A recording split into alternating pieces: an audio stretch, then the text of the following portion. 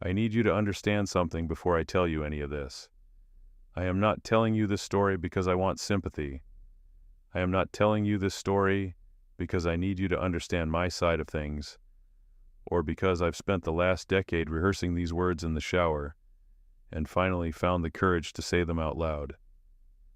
I am telling you this story because I think you need to hear what happens when you take everything from someone who had nothing to lose and everything to learn.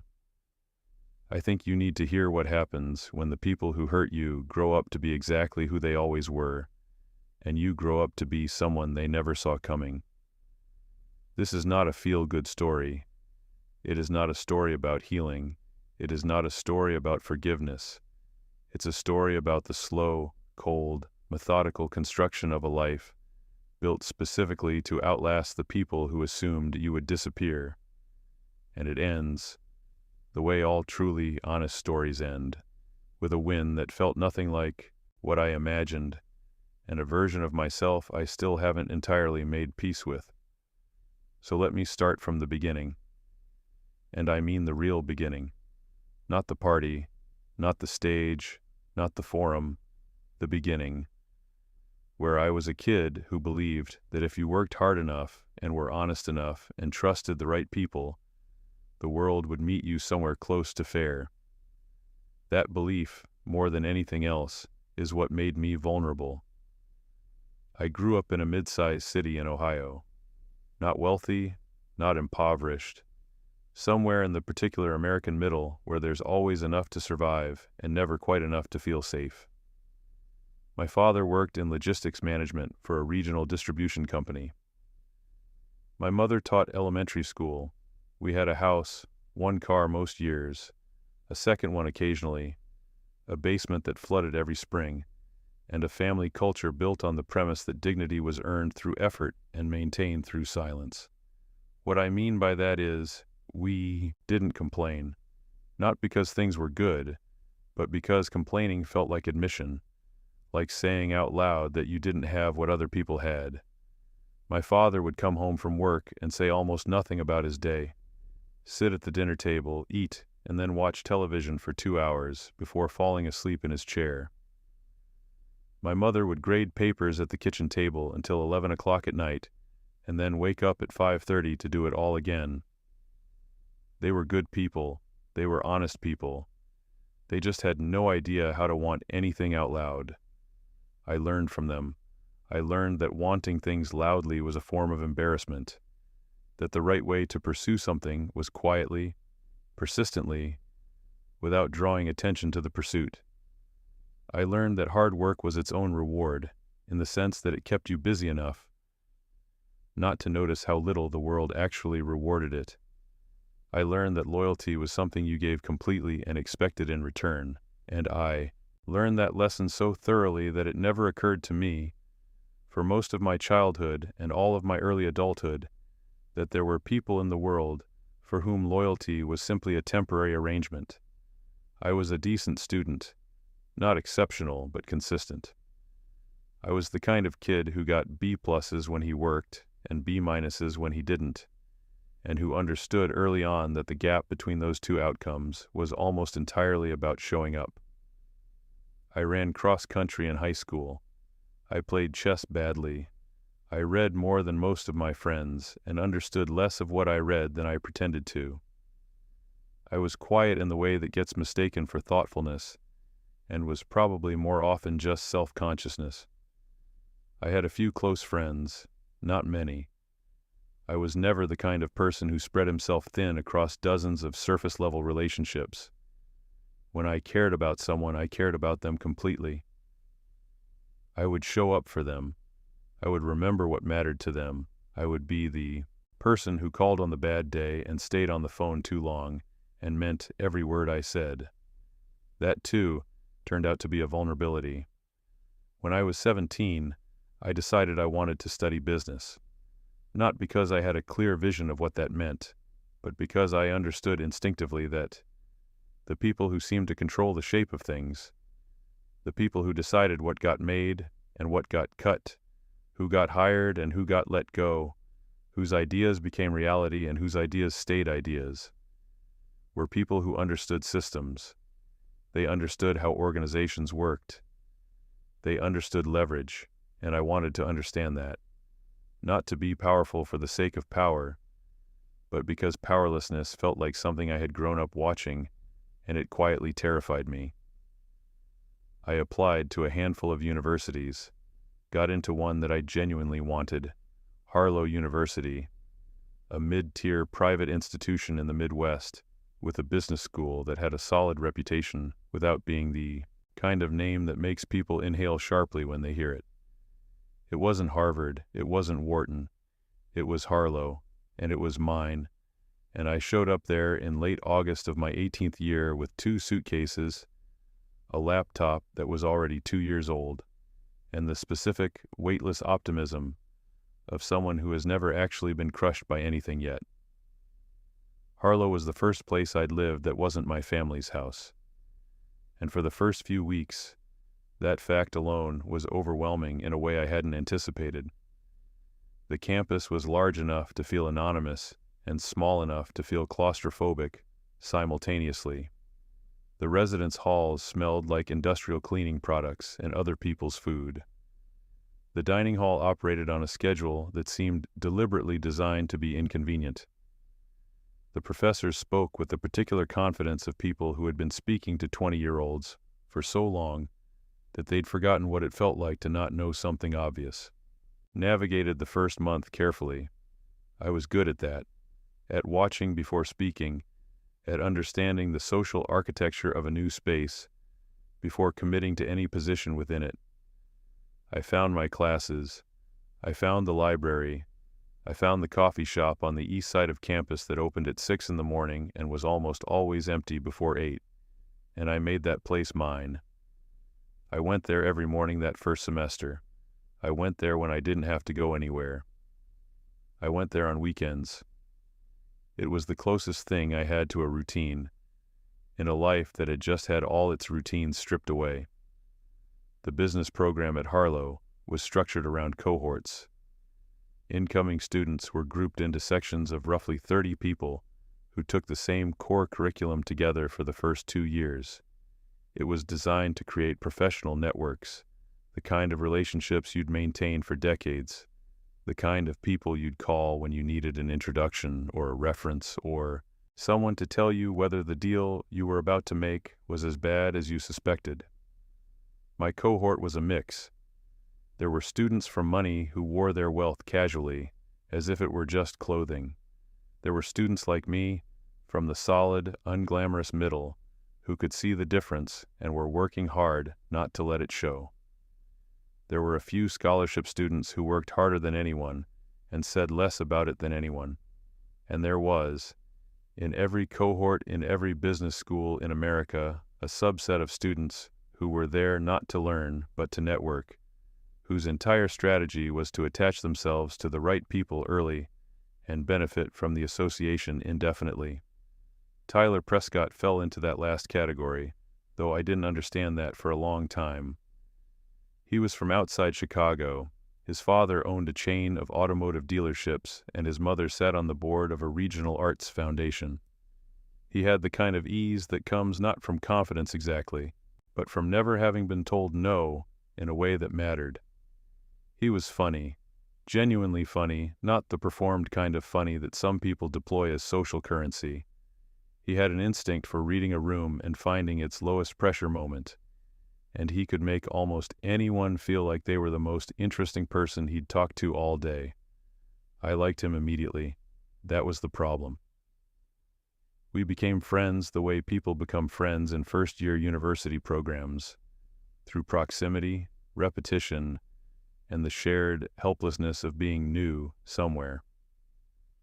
We sat near each other in 2 of our 4 core classes. We ended up at the same table during a cohort mixer in September.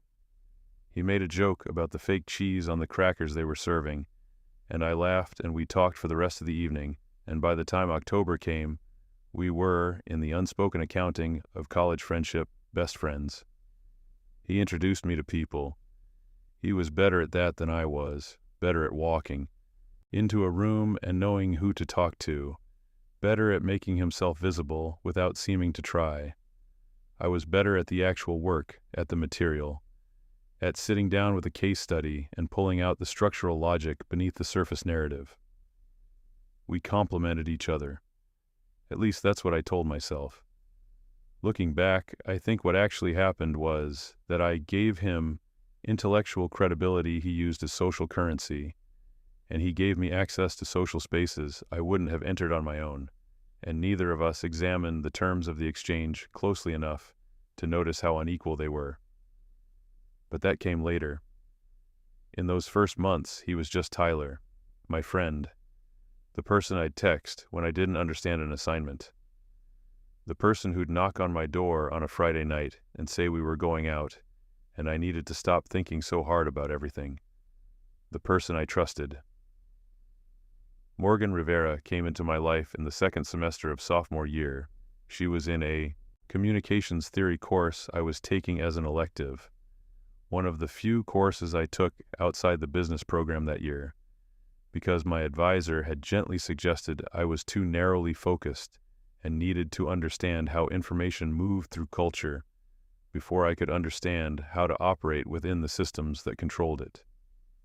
That advice turned out to be correct, which is an irony I've spent considerable time sitting with. Morgan was studying media studies with a minor in marketing. She was bright, quick, and had an instinct for storytelling that I found genuinely impressive. She could take a complex idea and reduce it to its essential emotional core in a way that I couldn't do naturally. That's a skill I had to work at for years, and she just had it. She was the kind of person who was never performing charm, but was somehow always charming. She laughed easily. She asked questions that made you feel interesting. She remembered things you told her and brought them back in conversation days later, in a way that felt like genuine attention rather than technique. I fell for her over the course of 8 or 9 weeks. Not dramatically, not the way they show it in films, where everything sharpens and focuses at a single moment of recognition. It was gradual and quiet and internal, the way most real things happen. I noticed her in class and found myself thinking about what she'd said after I left. I started sitting closer to where she sat. We began talking after class, and then staying after class was over, and then going to the coffee shop afterward, and then texting later that evening about nothing in particular. By mid-March, we were together. She kissed me first, which surprised me. We were sitting outside the library after a study session that had extended past 9 o'clock, and the campus was quiet, and she turned to look at me and said, "I've been waiting for you to do something about this for 3 weeks." And then she kissed me before I could formulate a response. I want you to understand how significant that relationship was to me. Not because she was exceptional in ways I couldn't see clearly later, but because of what I brought to it. I brought everything. That's what I did with the people I let in. I brought everything. I told her about my family. I told her about growing up in Ohio, with parents who worked constantly and wanted quietly and never complained out loud about any of it. I told her about the specific fear I carried, which was not the fear of failure exactly, but the fear of invisibility. The fear of doing everything right and still not mattering. I told her what I wanted. I told her that I intended to work in corporate leadership, that I intended to be in a position where I could shape the direction of something meaningful, not just manage someone else's vision. I told her these things with the particular vulnerability of someone who has never said them out loud to anyone, and she received them with what seemed like complete and serious attention. She told me about her own ambitions. She wanted to be in front of a camera eventually. She understood how media worked as a distribution system, and she wanted to be one of the things being distributed. She was funny about it, self-aware about the ambition in a way that made it seem reasonable rather than vain. I thought that was maturity. I thought it was good to be with someone who knew what she wanted. I introduced her to Tyler in April. That was, in retrospect, the exact moment everything began to move in the direction it eventually moved in. though I had no way of knowing that then. The three of us had dinner at a Thai restaurant near campus. The evening was easy and warm. They liked each other immediately, and I was glad. I wanted the people I cared about to know each other. I thought that was how it worked, that you built a circle and the people inside it reinforced each other, and everyone was better for the closeness. Tyler made Morgan laugh. He was good at that. He was good at finding the comedic register of any situation and speaking from inside it. She found him charming in the way most people found him charming, and he was clearly engaged by her intelligence. And I sat across the table from both of them, and felt a specific kind of contentment that I hadn't felt much of growing up. The contentment of having built something, a friendship, a relationship, a small life, that felt real and chosen and mine. I was 20 years old. I had no idea what I was watching. The relationship with Morgan deepened through the rest of that year and into junior year. We spent most of our time together. We studied together and went to dinners and took weekend trips to cities within driving distance. We talked about the future in the speculative, half-serious way that people our age talk about the future when they believe it's going to be better than the present. She came home with me over Thanksgiving break that junior year.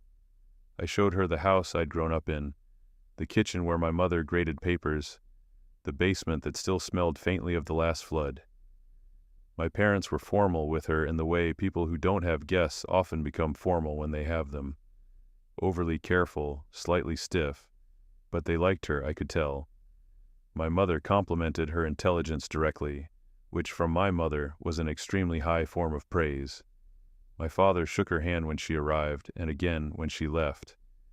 And in between he had a conversation with her at dinner about the media industry that lasted 40 minutes and was the longest conversation I'd heard him have with anyone who wasn't a family member. I felt proud that day. That specific, uncomplicated pride of someone who thinks they've chosen well. Tyler and I remained close that year. He was dating a series of women with the slightly scattered energy of someone who hadn't decided yet what he wanted, and was sampling extensively while he figured it out. I was occasionally the person he debriefed with after these relationships ended, which they inevitably did. I was patient with those conversations. I was a good listener. I thought that's what friends did. What I did not see, and this is the part that still stings when I let myself think about it, was that Tyler and Morgan had been spending time together without me. Not secretly at first. At first it was incidental. They'd run into each other on campus. They'd be at the same parties. They'd have classes that led out near each other and end up walking in the same direction. Then it became slightly less incidental. Small things I didn't track because I wasn't tracking things. A text he sent her that she mentioned and then moved past quickly. An inside joke between them about something I hadn't been present for. An afternoon she said she was studying with classmates that I later understood was at least partly spent with him. I didn't see it, because I didn't look. That's the honest accounting. I trusted them both completely, and complete trust is by definition the absence of scrutiny, and the absence of scrutiny is exactly the environment in which this particular kind of betrayal flourishes. It went on for months. The party was in October of junior year, a house off campus that belonged to a group of seniors who hosted things like this with the particular generosity of people who understood that their own time in this role was running out. It was a Saturday night, the kind of party that starts earlier than it should and ends later than anyone planned. I arrived with a couple of people from my accounting elective. Morgan had texted me that she'd gotten there ahead of me, was in the kitchen, come find her. I moved through the party the way I always moved through parties, slightly uncomfortable but managing it, looking for familiar faces, gravitating toward quieter edges of rooms. I found her in the kitchen. She was talking to someone with her back to the door when I walked in. Tyler was standing beside her. They were close in the way that people who are comfortable with each other's bodies stand close. And when I walked in, she stepped back slightly. not dramatically, just slightly, and something in that fraction of movement, something in that tiny involuntary rearrangement, put a small cold weight in my chest that I immediately tried to dismiss. I said hello. I kissed her cheek. I said something to Tyler about the crowd. He was normal, warm, completely himself. She was a little brighter than usual, a little more animated, which I told myself was just the energy of the party. But the weight was still there. Later that night, after another hour of moving through the party and talking to people and drinking something I didn't really want, I walked past the back hallway to find the bathroom and saw them. They were standing close together in that hallway. She was laughing. She, at something he'd said, her hand briefly on his forearm, and he was looking at her with an expression that was completely unmistakable to anyone who wasn't actively looking away from it. I stood there for 2 seconds, maybe 3, and in those seconds I understood everything, not gradually, not with the soft, merciful ambiguity that sometimes cushions a blow, all at once.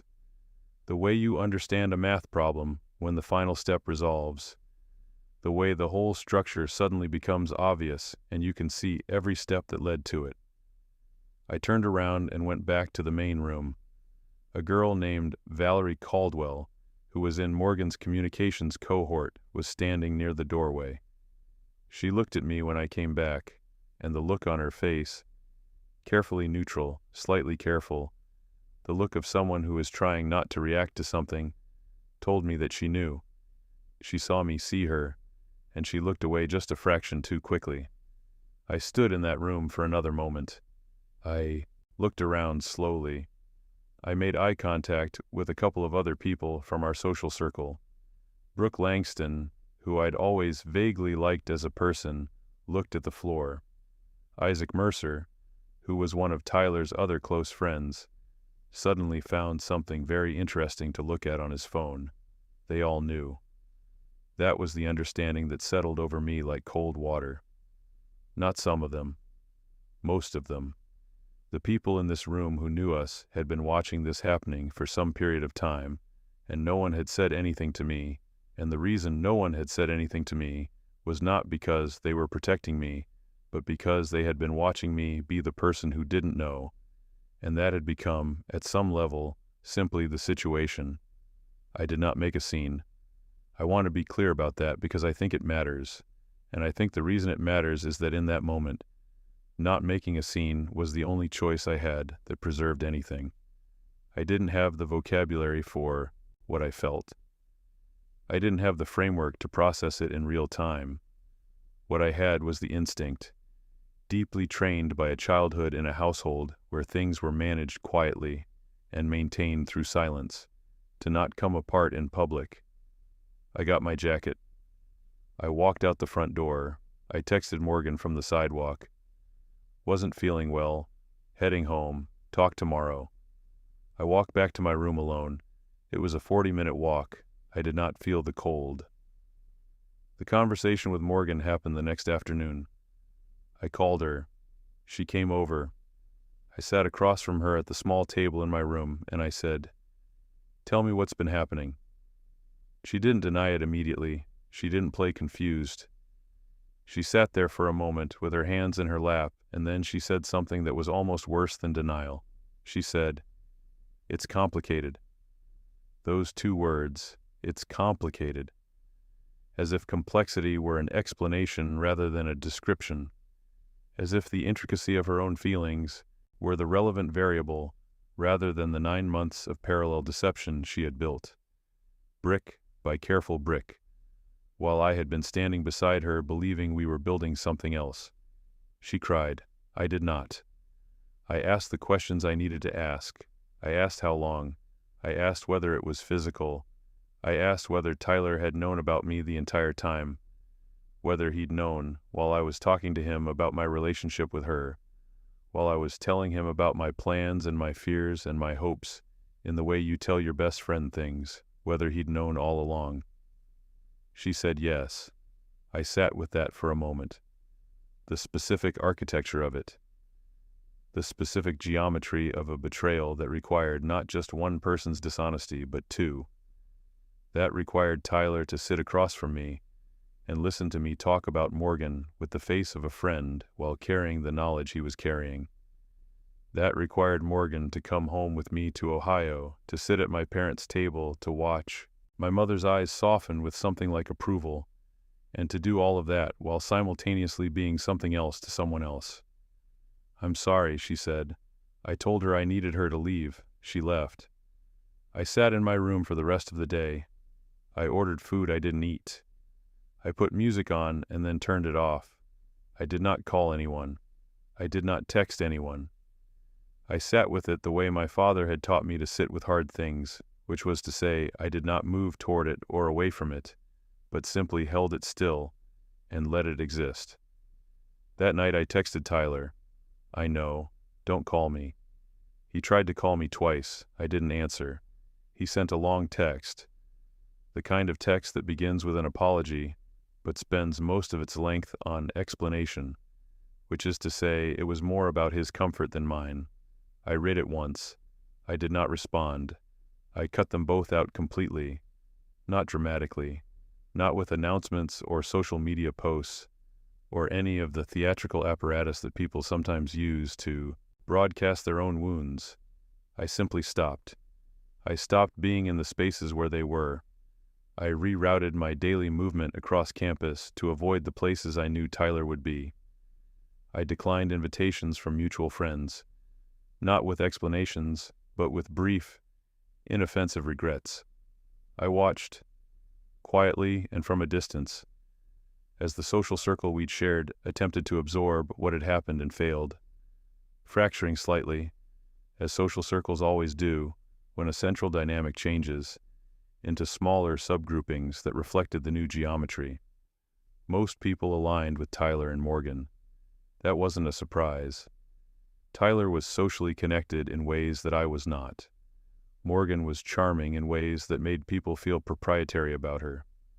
They were, as a unit, more visible than I had ever been, and visibility is its own form of social gravity. People orbit it. I became, over the following weeks and months, someone who was simply absent from that orbit, not exiled, not talked about. Particularly, I had made no scene and given no one material to work with, just absent. The invisible kind of departure that happens when someone steps quietly out of a room and no one quite notices the moment of their going. I understood, in a low, quiet way, that this was what losing felt like. The mistake I made in that period was isolation taken too far. I had cut Tyler and Morgan out of my life, and that was the right decision. But what I did alongside that decision was cut out almost everything else as well. I stopped attending the social events that had built my network. I stopped reaching out to people I'd been building relationships with slowly over 2 years. I retreated into the work, into my classes, into the library, into the coffee shop at 6 in the morning, with a completeness that felt like discipline, but was actually, if I'm being honest, avoidance. I told myself I was focusing. I told myself I was streamlining. I told myself I was building something better, something cleaner, a version of my future that wasn't entangled with the people who'd shown me who they were. What I was actually doing was flinching. I was afraid of trusting people again, and so I was avoiding the conditions under which trust would be required, and that meant I was also avoiding the conditions under which connection would be possible. By the end of junior year, I had made myself nearly invisible in a way that cost me. I missed a study group that produced a project that landed 3 people in coveted summer internships. I missed a networking event at which my business professor was introducing students to contacts he'd spent decades cultivating. I missed the kind of slow, lateral accumulation of professional opportunity that happens through presence and conversation, and showing up when showing up isn't required.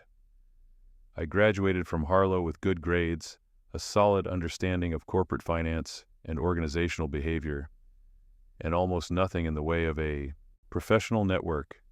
My classmates had spent 2 years building connections. I had spent the last 2 years of my education largely alone. That was the strategic mistake. Not the pain. The pain was legitimate. The withdrawal from specific people was correct. The mistake was letting the pain dictate the radius of my withdrawal so broadly that I erased the opportunities along with the risk. I spent the summer after graduation in Ohio. I applied to jobs and got some callbacks and accepted a position in Chicago at a mid-sized media group, a company that held regional broadcast licenses and was attempting to expand its digital portfolio.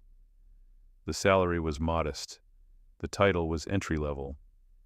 It was exactly the kind of beginning that didn't feel like enough at the time, and was, in retrospect, precisely the right place to start.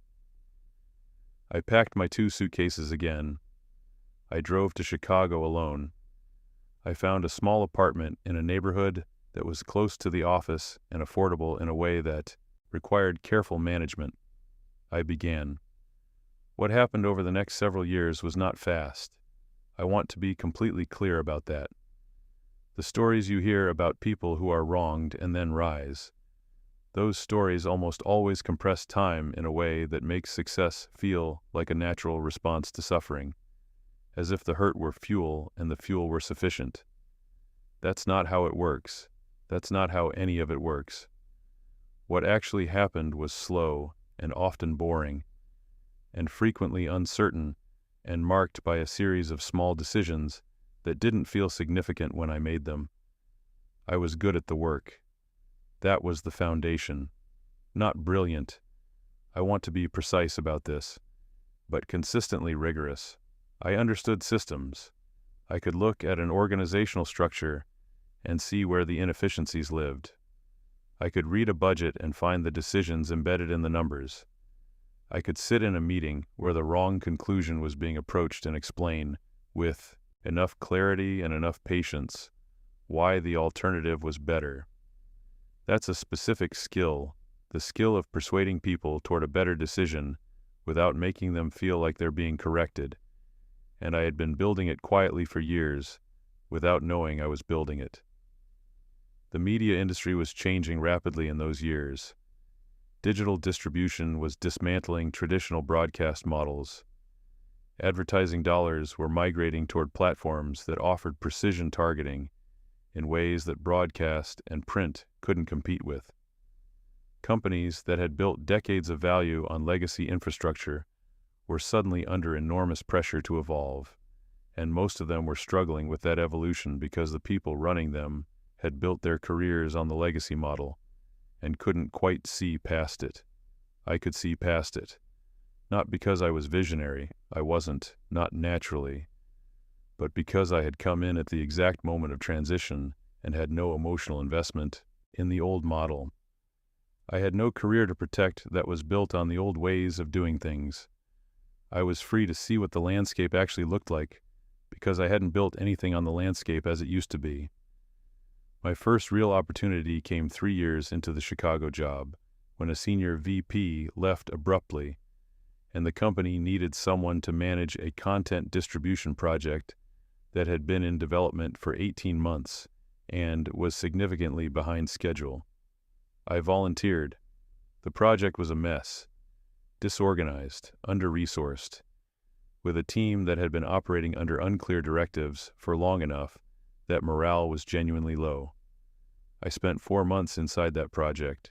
I restructured the workflow, rebuilt the timeline, had 3 difficult conversations with 3 difficult people that resulted in 2 departures and 1 significant attitude adjustment, and brought the project to completion 11 days ahead of the revised schedule. That was the moment I became visible at that company. Not famous, not celebrated, just visible.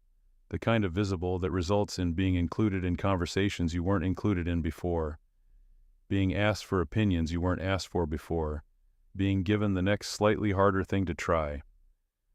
I said yes to the next slightly harder thing, and the next one after that. I said yes to everything for 4 years, and what those 4 years produced was a level of competence that I had earned through difficulty rather than inherited through position, and that made it in a way that I understood only slowly, mine in a way that couldn't be taken or challenged. I moved to a larger company, a genuine media conglomerate with national reach. I moved up. I made strategic decisions about my specialization, focusing on the intersection of content acquisition and advertising infrastructure, the back-end architecture that determined what content got made and how it got monetized. It was not glamorous work. It was not the kind of work that produced profiles or speaking invitations or social media followings. It was the work that happened in spreadsheets and contract negotiations and 3-hour meetings about distribution rights. But that work was the spine of everything. And the people who understood it, who really understood the mechanics of how value moved through the system, were rare.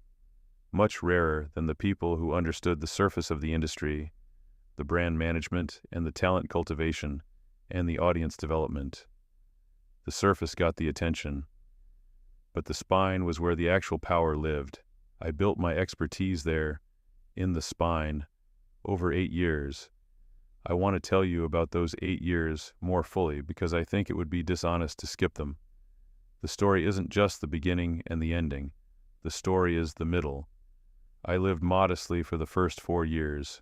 1-bedroom apartments, used furniture, a car I maintained past its sensible expiration date. Not because I had to. My salary was decent enough to afford more. But because I had made a decision after I graduated that I was going to build my security with the same discipline that I had once watched my parents build their lives, quietly, without announcement, choosing the durable thing over the comfortable thing wherever those two options diverged.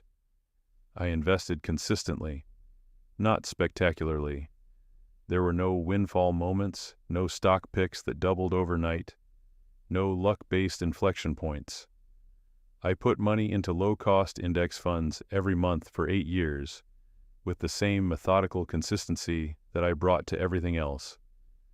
I lived below my income and invested the difference and didn't touch it, and didn't think about it more than I had to. By the time I was 31, I had built a financial position that was, by any ordinary standard, genuinely comfortable. But more than the money was a mechanism, not a goal. I was building something else. I was building access. I was building the kind of professional track record that makes institutions take you seriously, not because of who you know, but because of what you demonstrably are.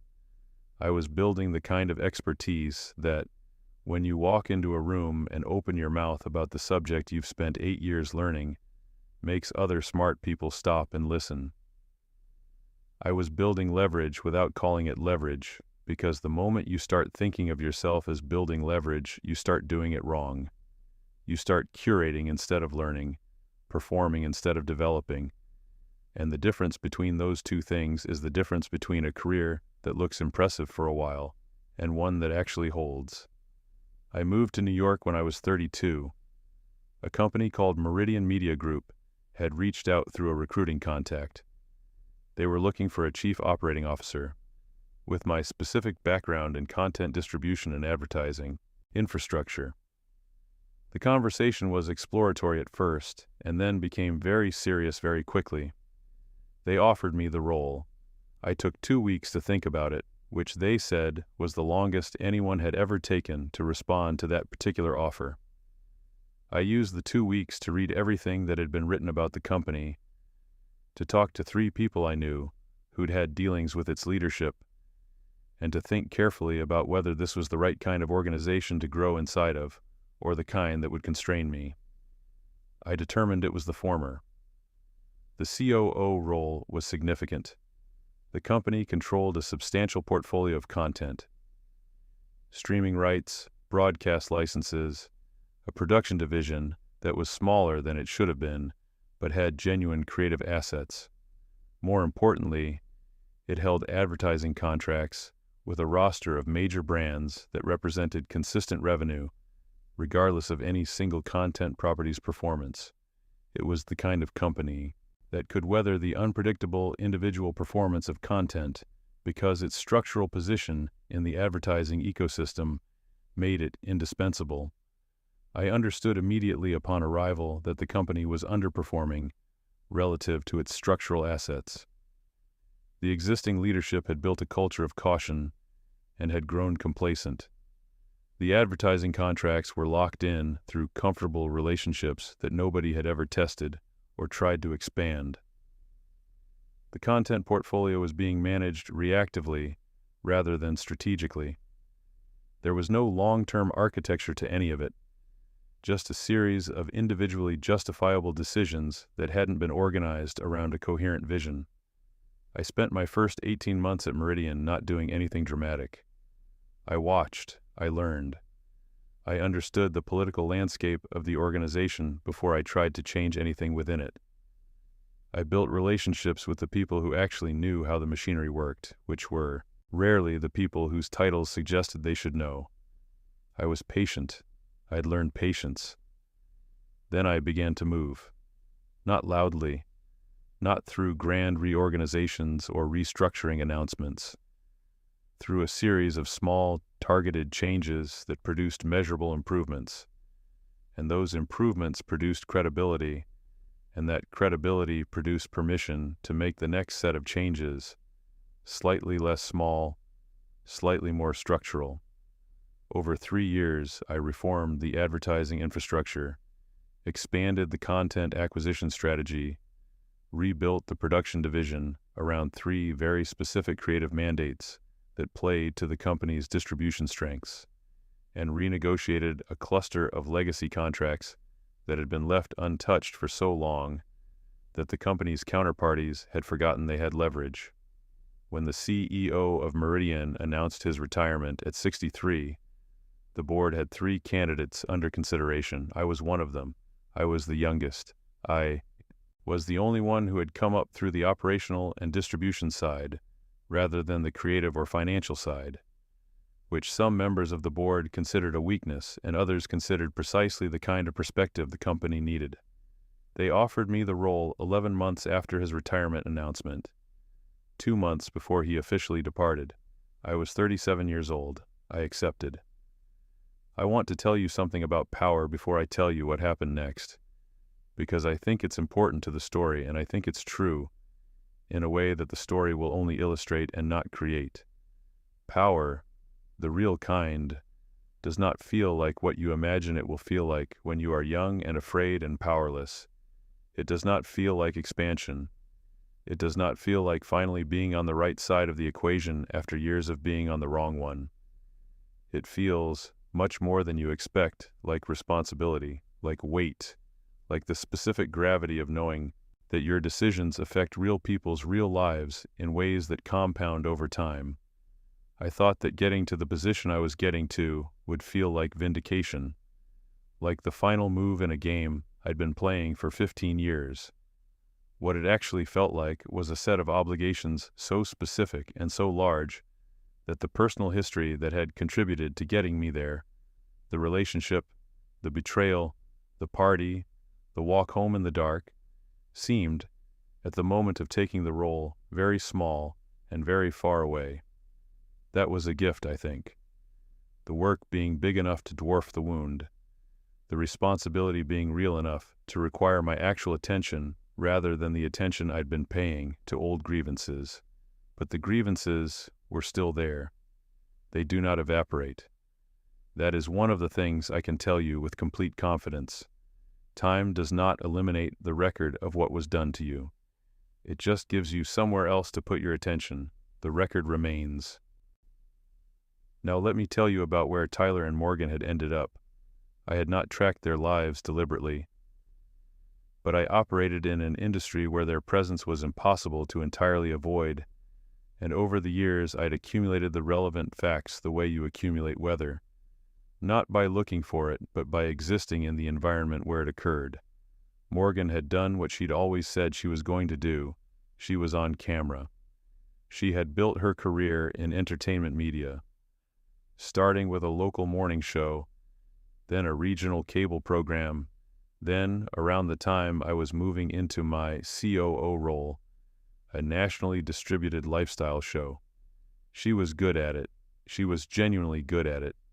The talent she'd had at 20 for reducing complex ideas to their emotional core had matured into a broadcast presence that people responded to with genuine warmth. She had a following, a large one, millions of viewers and social media subscribers who found her relatable and smart and interesting. Tyler had produced her show from its regional inception. He had the instincts for it, the social reading, the sense of what an audience wanted from a personality, the ability to construct the narrative around someone's public image that made them feel coherent and appealing. Together they were, professionally, effective. They had also, at some point in those years, become a couple, or had made their relationship public, which may or may not have been the same thing. Their brand was the perfect couple construct, the thing where two successful people's partnership becomes its own content, where the relationship is the product as much as any individual show. It worked for several years. Audiences found it appealing. Advertisers found it appealing. The story of two people who were smart and successful and loved each other, and documented that love and made you feel like you could see the warmth of it through the camera. That's a valuable story. That story sells. But by the time I became CEO of Meridian Media Group, that story was getting old. Ratings had been declining for 2 years. Not catastrophically, not yet, but steadily, in the way that steady declines become catastrophes if unaddressed. The audience that had built their brand was aging, and their newer content wasn't finding younger viewers with the same efficiency. Social media algorithms had shifted in ways that disfavored the kind of wholesome, aspirational lifestyle content they produced.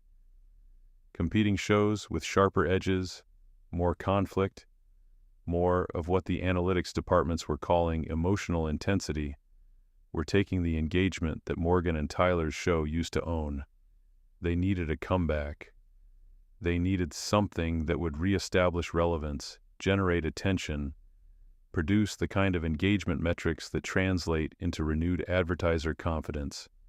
And someone in their orbit, I don't know who generated the idea first, though I have my suspicions, decided that the most valuable resource they had available was not any show concept or any production innovation, but a relationship.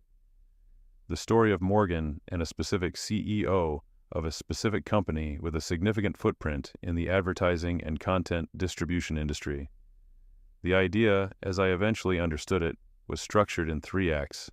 First act, a publicly announced breakup between Morgan and Tyler, framed as a mutual and emotionally mature separation between two people who respected each other but had grown apart. This would generate immediate engagement, sympathy, conversation. Second act, a very public reconnection between Morgan and her first love, the CEO of Meridian, me, framed as a second-chance romance, a love story revisited. This would produce a different, more intense kind of engagement. The romantic comeback narrative, the story everyone wants to believe in. Third act, reconciliation between Morgan and Tyler, positioned as the real couple reasserting themselves, which would generate one final wave of attention and land them with a refreshed, emotionally invested audience ready for the next phase of their content. The whole thing was a 3-act attention generation strategy disguised as a human story. Morgan called me in late March, a Tuesday morning, early, which struck me even then as slightly calculated, like she'd thought about when she was least likely to catch me at my most defended. She said she'd been thinking about me for a long time. She said that she had never fully processed what happened between us, that she had been carrying it in a specific way that had affected her more than she'd admitted even to herself. She said she was sorry. She said the word with the weight of someone who had been holding it for a long time, and was now, carefully and intentionally, putting it down. She asked if we could have dinner. I want to be honest about my emotional response to that call. It would be convenient, and it would make me seem cooler and more strategic than I actually am, to say I felt nothing. that I received the call with the detached clarity of someone who had processed everything years ago and was simply waiting to see what use the information could be put to. That wasn't true. Something in me, the specific part that had been 20 years old in Ohio and believed in things completely, responded to her voice with a kind of recognition that was neither entirely analytical nor entirely healthy. The sound of it was familiar in a way that familiar sounds always are. Not necessarily good, not necessarily welcome, but recognizable in the specific way of something that was once important to you. I told her I'd think about it and be in touch, and then I made some calls. I had a media intelligence function at Meridian, a small team whose job was to monitor industry dynamics, track competitor strategies, and flag anything that might have implications for our advertising relationships or content positioning. I asked one of the senior people on that team to do a quiet analysis of the engagement trajectory for Morgan's show and the pattern of social media behavior around her public relationship with Tyler in recent months. What they found was consistent with what I'd already suspected, but more detailed than I'd expected. The announced breakup between Morgan and Tyler had occurred 3 weeks before she called me. The social media response had been exactly what you'd expect: a surge of emotional engagement, sympathetic commentary, the predictable spectrum of opinions about whether they'd done the right thing or made a mistake. But the initial surge had already plateaued. Without a second act, the story would fade. The analyst also flagged something I hadn't asked for, but that was incredibly useful: an audio clip pulled from a semi-public source. Tyler had done a podcast interview, a relatively obscure industry show, the kind you do to stay visible in professional circles rather than to reach mass audiences, in which he discussed the evolving landscape of personality-driven content with more candor than he probably realized he was sharing. He talked about second-chance narratives. He talked about the engagement potential of legacy relationship arcs. He talked about how the most powerful audience moments came when people connected a present story to a past story they already had emotional investment in. He was describing, in the slightly abstracted language of production strategy, exactly what he and Morgan were planning to do with me. I listened to that interview twice. I sat with it. Then I had dinner with Morgan. The restaurant she chose was good, the kind of place where the lighting is specifically designed to make everyone look better than they would in natural conditions. She was dressed beautifully and seemed nervous in a way she was working to conceal, which I recognized as a performance of authenticity, rather than authenticity itself, the performance of someone who is trying to seem like they are not performing. She was still very good at this. I want to give her that. The warmth she could generate, the way she made a conversation feel like you were the only person she was interested in, the specific quality of her attention. It was as skilled at 37 as it had been at 20. More skilled, probably. More refined. We talked for 2 hours. She revisited our history with the kind of selective nostalgia that reconstructs the past as a better version of itself. She spoke about Tyler in the present tense with careful neutrality, as if he were simply a colleague she respected rather than someone she'd been with for a decade and was currently staging a publicity strategy with. She talked about where she was in her life with a particular kind of stated openness. I'm not sure what I want next. I've been doing a lot of thinking. I've been wondering about what's actually real. That was so well constructed it was almost impressive. I played along, not enthusiastically, not with the transparent eagerness of a man who has been carrying a torch, but with the measured warmth of someone who is genuinely engaged, who is open to the possibility of something, who is moved by what he's hearing, and is carefully not letting himself be moved too fast. I calibrated it. I was performing openness, and I performed it precisely enough to be convincing, and I performed it precisely because I'd watched enough of her work to understand what the arc she was constructing required from me at this stage. She left that dinner believing the second act was in motion. Over the following weeks, I appeared at several public events with Morgan. a media industry charity gala, a private screening for the launch of a streaming series that Meridian was a production partner on, a dinner hosted by a senior executive in our shared industry orbit. Each appearance was noted. Each appearance generated attention of the kind she needed. The Instagram posts and industry gossip and the social media commentary, the hundreds of thousands of people watching and constructing their narratives about what this meant, what the story was, where it was going. Engagement metrics for her show began climbing. I watched the numbers. I had access to the numbers in a way she didn't know I had, and they were doing exactly what Tyler had projected they would do. I played my role without comment and without variation. I was warm at the events. I was appropriate. I never said anything publicly that was untrue. I was careful about that, almost compulsive about it. But I said things that were incomplete in ways that let inference do the work. I was glad to see her. It had been a long time. We were getting to know each other again, whatever that meant. I said nothing to my team. I said nothing to the board. I said nothing to Lauren Thornton, who was my partner, my real partner, the woman I had been with for 3 years, who knew exactly who she was and exactly who I was and had been for the entirety of the Morgan situation, patiently and quietly standing beside me with a clarity about the situation that matched mine, and an equanimity that I genuinely do not deserve. Lauren had read the intelligence report. I had shown her the podcast clip. She had listened to both and then looked at me for a moment and said, "Okay, what do you need me to do?" Not dramatically, not with any performance of magnanimity, just practically. What do you need? That, by the way, is who I had actually become.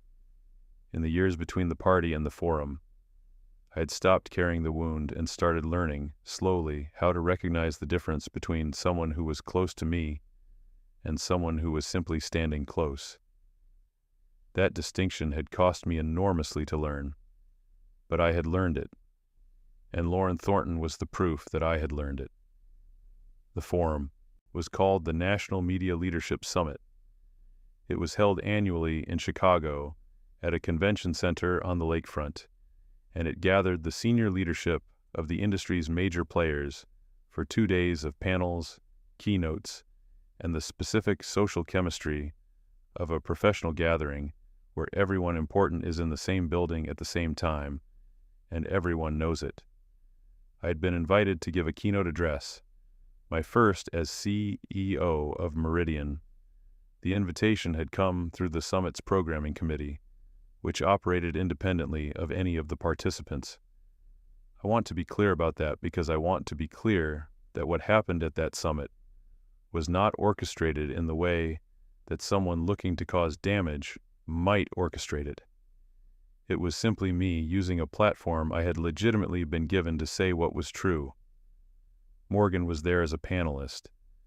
Tyler was there as her producer. They both knew I was giving the keynote. That was public information. The keynote was scheduled for the second morning. I prepared the speech carefully. I prepared it alone, without staff involvement, which was unusual for a keynote of that scale. My communications team asked twice whether I needed their support, and I told them I had it handled. I had been writing it for weeks, not as a script exactly, but as an architecture. I knew what it needed to contain, and in what order, and I had thought about how each element would land in the room before I wrote any particular sentence. The night before the keynote, I had dinner alone in my hotel room. I reviewed my notes. I called Lauren, who was in New York. She asked if I was ready. I told her I was. She said, "Good, come home tomorrow." I said I would. I slept well. That's the truth. I slept 6 hours and woke up without an alarm and was clear-headed and calm. Not because I felt nothing, but because I had processed what I needed to process in the years and months and weeks before this moment, and there was nothing left inside the morning that required management. The ballroom held perhaps 700 people. It was full when I walked to the podium, The introduction was given by the summit's programming director. My name, my title, a brief summary of Meridian's recent trajectory under my leadership. The applause that followed was warm and professional, the kind you give someone you respect but don't know personally, someone whose presence in a room like this has been earned. I thanked the summit. I thanked the programming committee. I said the things you say at the beginning of a talk like this, the things that establish context and signal tone, and give the room a moment to settle into attention. Then I said, I want to talk about something that doesn't get discussed much at gatherings like this, which is what it actually costs to build something real. I talked about Harlow University. I talked about being the kid from Ohio with the 2 suitcases and the old laptop. I talked about the assumptions I had carried into my professional life, and the assumptions I'd had to dismantle and the specific cost of dismantling them. I talked about trust, about the way trust, when you are young and idealistic, feels like something you give completely or not at all, and about how the experience of having that trust violated teaches you, slowly and not painlessly, to make finer distinctions. I talked about the early years, the first job in Chicago, the project that didn't work and the one that did, the years of unglamorous structural work in the spine of the industry rather than the visible surface of it, the patience required to build expertise that actually holds rather than expertise that merely appears to hold under favorable conditions. And then I said, I had an experience in college that shaped the direction of everything that followed. At the time, I experienced it as a loss. Looking back, I understand it as an education. The specific lesson was this: the most dangerous assumption you can make about another person is that their honesty is equivalent to yours. Some people experience honesty as a value. Others experience it as a tactic. I paused. The room was very quiet. I want to thank the people who taught me that lesson. Because without that education, without that specific, expensive, early understanding of how some people construct their relationships, I would not have spent the following 15 years building the internal architecture that eventually produced everything I have. The lesson cost me, but I am standing here because of the cost. I said, and I want to introduce someone who has been part of building this life with me, someone whose honesty is not a tactic and whose partnership is not a strategy. I looked to the side of the stage. Lauren walked out. She was not performing. She was simply there, composed, elegant, present in the way of someone who knows exactly who she is and exactly why she is there, and has no need to explain either of those things to the room. She walked to where I was standing, and I took her hand, and I said to the room, "This is Lauren Thornton. She is the architect of the life I'm actually living, and I am building the rest of it with her." The applause was immediate and warm, and perhaps slightly confused. People were constructing their understanding of what they had just witnessed, which was not what they had expected to witness. I saw Morgan in the audience. She was in the 4th row. Her expression was, in the single moment before she understood what had happened, and reconfigured her face into something neutral, absolutely unmistakable. It was the expression of someone who has just watched a plan they believed they were executing dissolve into something they had not anticipated and cannot now undo. I looked at her for exactly long enough that she would know that I saw her expression. Then I looked back at the audience and continued my speech.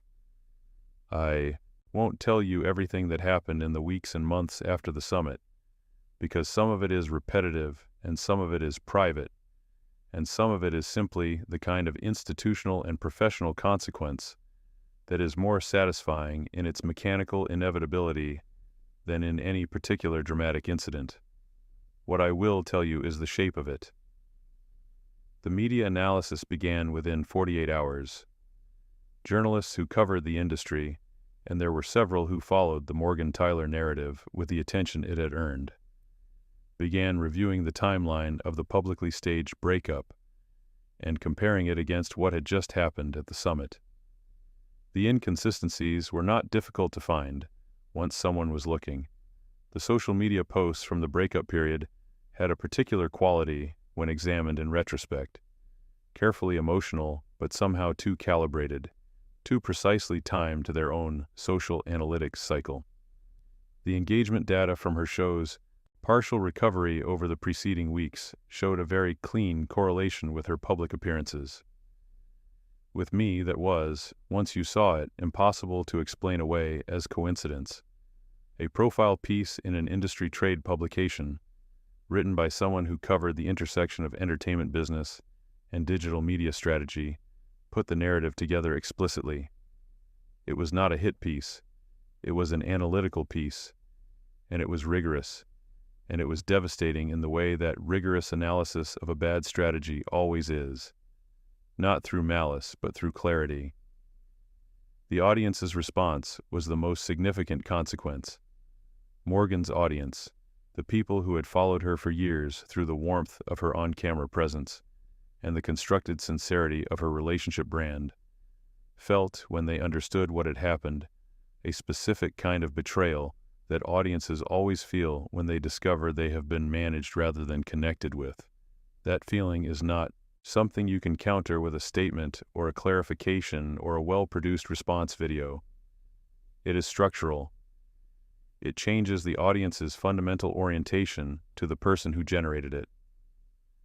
Tyler and Morgan's professional relationship became, in the weeks that followed, a casualty of the very pressure it had tried to generate.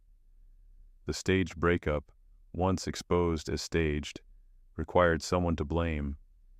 Tyler believed the fundamental strategy had been sound, and that the execution had been mishandled on Morgan's side. Morgan believed the fundamental strategy had been poorly designed from the beginning, and that Tyler had put her in an exposed position. They had this argument, or some version of this argument, in more than one setting, and the argument damaged the professional partnership that had been the underlying structure of everything they'd built.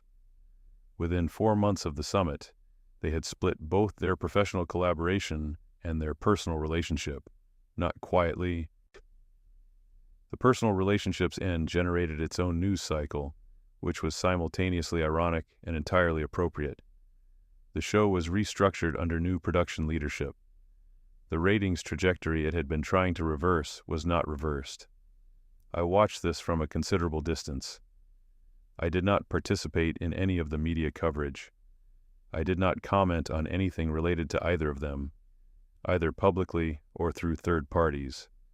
I said, in the single statement I made when a journalist called and asked for comment, I have nothing to say about anyone else's professional circumstances. Meridian is focused on our own work. And then I focused on my own work. The quarter after the summit was Meridian's best in 7 years, not because of anything that happened at the summit. The company's performance was the product of 3 years of structural work that had been compounding in its effects. But it's worth noting that the timing created its own narrative. The industry's coverage of the summit and its aftermath positioned Meridian as run by someone serious, and seriousness in an industry that had been struggling with how to position itself in a changing landscape turned out to be a form of brand value. The board was pleased. I said thank you, and then went back to work. I need to tell you about the afternoon Morgan called me again, because she did call, approximately 7 months after the summit. I had been expecting it in a vague, background way, the way you expect weather you can see building on the horizon. She called on a Thursday afternoon. My assistant informed me the call was from her. I took it. Her voice was quieter than it had been in the restaurant. Not broken. I want to be precise here, because I am not interested in overstating her condition, and I was never interested in her suffering as its own reward, but quieter, more careful. The performing quality was largely absent, which was either because the performance had failed or because she had decided there was no longer any point to it. She said she wanted to say something to me. She said she wasn't calling to ask for anything. She said that she had understood at the summit that I had known what she and Tyler were doing before I agreed to appear publicly with her, and she wanted me to know that she understood that was what had happened. I said I was listening. She said she was sorry, not in the way she had said it in the restaurant, carefully, strategically, with the emotional weight distributed precisely. She said it the way you say it when you actually mean it, which is with a particular heaviness, and without any of the architecture of expected response. She said she was sorry for what happened at the party when we were 22. She said she was sorry for what she and Tyler had tried to do more recently. She said she hoped I was well, and that she meant that. There was a pause. I said, I hope you find what you're actually looking for. I said it without hardness. I meant it without warmth. And then I said I had another call starting and I needed to go. I hung up. Lauren was in the room when I ended the call. She had heard none of it. She was on the other side of the apartment reading. But she looked up when I came in and she said, "You okay?" I stood there for a moment. I thought about it. That's the honest answer. I thought about it, which meant it wasn't an automatic yes, which meant there was still something in there that had needed the closure of that call more than I'd wanted to admit. Yeah, I said, yeah, I'm okay. She went back to reading. I sat down across from her. I looked at her for a moment, at the ordinary, non-dramatic, genuine fact of her, and I felt something that was the closest thing to peace I had felt in relation to the whole long arc of this story. Not because it was over, but because it had resolved, and because I understood sitting there, that resolution and happiness are not the same thing. I want to tell you what the cost was. Not the cost to Morgan and Tyler, who sustained consequences proportional to their choices, and I have no interest in elaborating on further. The cost to me, because this is the part of these stories that usually gets skipped or softened, and I think skipping it is dishonest. The cost was this. I became someone who had learned to operate in the world with an accuracy about human motivation that I did not have at 20, and that accuracy had been purchased by 15 years of a specific kind of loneliness. Not the dramatic loneliness of isolation, but the quieter loneliness of never quite trusting the room. Of always doing, at some level beneath the social surface, the analysis. Of always reading the geometry of what someone might want from you, before you allow yourself to simply be in their company. I became very good at this, almost too good. There were years, the middle years, the COO years, the years of building expertise and accumulating leverage, where I was functionally alone in ways that I managed rather than experienced. And what you learn when you manage loneliness rather than experiencing it is that you stop being able to fully experience connection either. You become the manager of your own emotional life, competent, controlled, and slightly removed from the thing you're managing. Lauren had changed that, slowly, imperfectly. The process of trusting her had been gradual and not entirely graceful. There were moments in our relationship's early period where my caution frustrated her, where my analytic reading of her motivations offended her, where she looked at me and said, "I'm not performing. This is just who I am. You don't have to do the analysis." And I had to hear that multiple times before I actually believed it. She had patience for the damage in me in a way that was neither sentimental nor enabling. She didn't pretend the damage wasn't there. She just refused to let it define the terms of what we were building. But even with Lauren, even in the life I had made that was genuinely good and genuinely chosen, the CEO role, the apartment in New York, the financial security, the professional standing, the real relationship, there was something I was carrying that I knew I was carrying, a kind of permanent awareness, a slight distance from my own experience, a habit of watching, even when watching wasn't required, even in the moments that were simply and unambiguously life. The 20-year-old who walked out of that party and into the dark would not recognize what I became. That's simultaneously the point and the problem. He was hurt and naive and trusting in ways that left him completely vulnerable, but he was also in ways that are harder to quantify, completely present, completely inside his own life, not watching from a slight remove, not doing the analysis. I closed the door on that version of myself when I walked out of the party, and I have never been entirely able to open it again. That is what the cost actually is. Not the dramatic cost you tell yourself it will be. Not the sleepless nights or the loneliness or the professional setbacks, which are real but which you navigate and eventually put behind you. The real cost is the version of yourself you had to become in order to survive the thing that happened to you. The armor you built that kept the pain out and, in doing so, kept certain other things out as well.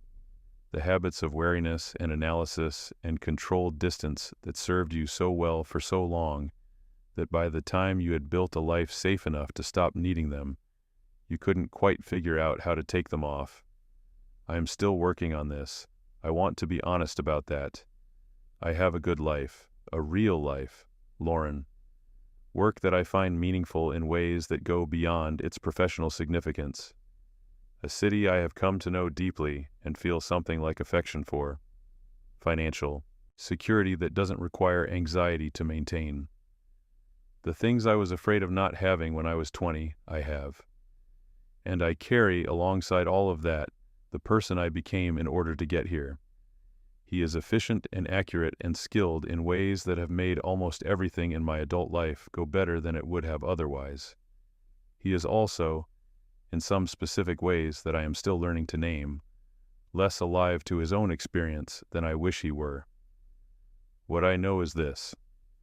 I sat in a party when I was 22 years old, and I watched two people I had trusted completely reveal, in a single moment, that the trust had been misplaced.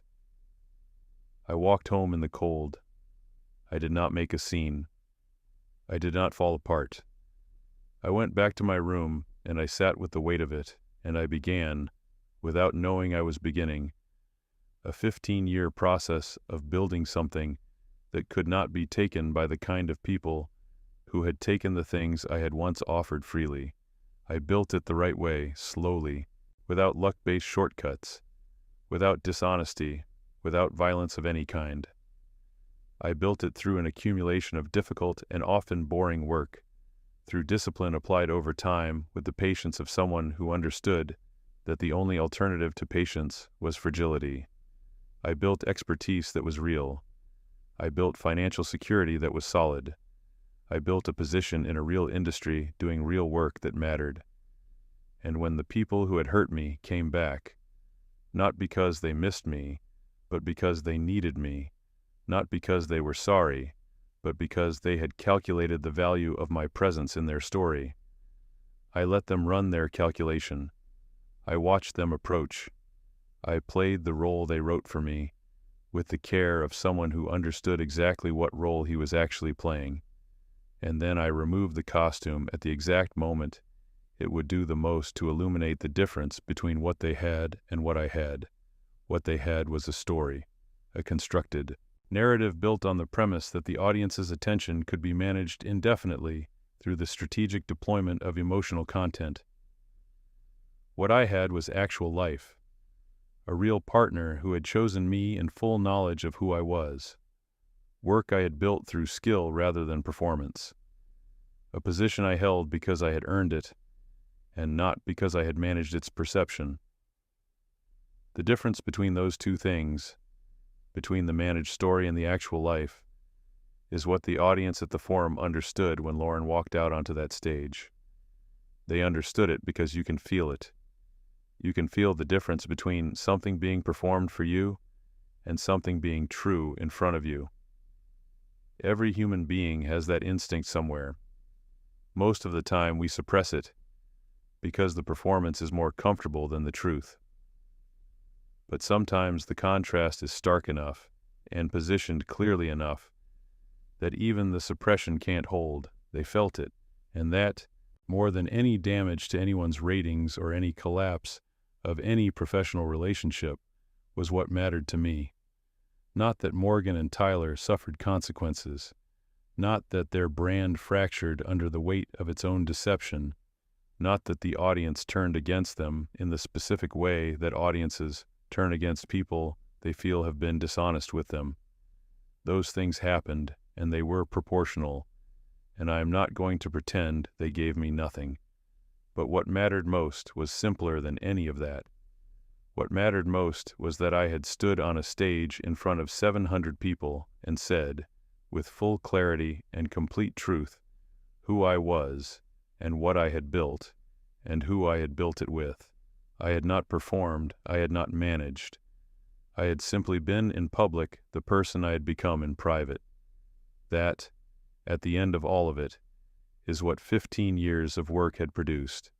Not just the position, not just the leverage, but the person who could stand in that kind of light and not flinch, not because he felt nothing, but because he had nothing to conceal. I am not the same person who walked out of that party. I said that already. I will say it one more time because I think it is the most important thing. I am not the person I was. I am better in almost every measurable external way. I am also, in some internal ways, that don't reduce to measurement, less than what I could have been if none of this had happened, less open, less given to the uncalculated gesture, the fully trusting moment, the emotional exposure that requires no net beneath it, because the trust is complete and the fall is therefore genuinely possible. I do not regret what I built. I would not undo it. But I carry it honestly, which means I carry the cost as clearly as I carry the achievement. I don't get to separate them. They were made by the same process, out of the same material, by the same version of me that spent 15 years deciding who he was going to be. This is what I know about revenge, if you want to call it that. Real revenge, the kind that lasts, the kind that has weight, the kind that means something, is not a moment. It is not the look on someone's face when they understand what they didn't see coming. It is not the collapse of a brand or the fracture of a partnership or the public illumination of a private calculation. Those things happen. They have their satisfaction. But they are not the revenge. The revenge is the life. The revenge is the 37-year-old standing on a stage in Chicago who once walked home alone in the cold from a party and decided, in the quiet of his room, not to disappear. The revenge is every year of unglamorous work in the spine of an industry that most people never look at. The revenge is the financial security that nobody gave me and nobody can take. The revenge is Lauren. The revenge is the morning I woke up in a hotel room before a major speech and felt ready, truly ready, not because I had managed my fear, but because the fear of what other people could do to me had been so thoroughly superseded by the weight of what I had built that it had simply become too small to worry about. That's what winning feels like. Not like triumph, not like warmth, like something quiet and permanent and built out of materials that you gathered over a very long time in the dark, when no one was watching and no one would have expected it of you. And if some part of you is colder for having built it, if some part of the open warmth you came in with is now behind a wall that you learned you needed and that you now can never entirely take down, then that is the price. And you pay it. Because you understand, with the particular clarity of someone who has lived both sides of the equation, that the alternative was remaining the person who got walked away from at 22 and having nothing left to offer anyone at 37. I am what I built. That's the whole of it. And I am still, in all the ways that count and a few ways that don't, learning to live inside that fact. Stories like this happen more often than we think. Subscribe if you want to hear the ones that usually stay unspoken. And if this story made you pause, a like helps the channel grow.